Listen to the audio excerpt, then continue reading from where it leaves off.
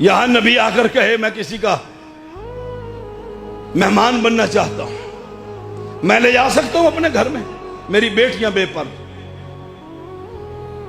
मेरे बेटे दाढ़ी मुंडे, मेरी फैक्ट्री सूद और लोन पर, मेरा ये लिबास हराम का, मेरे घर में नून लीग और इन कबर परस्तों के फोटो लगे हुए, मैं पीटीआई का पुजारी, मैं सियासी जमातों का खिलौना, मेरे घर में नबी जाएंगे?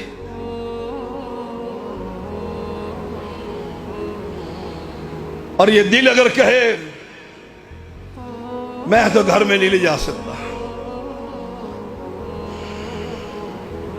ना मौलवी ना मुक्तदी, तो फिर फैसला कर मैं जन्नती हूं या दोज़खी हूं।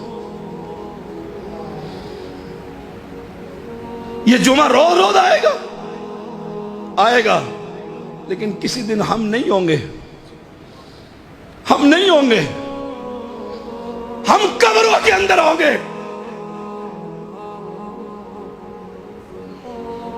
और इस जिंदगी का हिसाब दे रहे होंगे।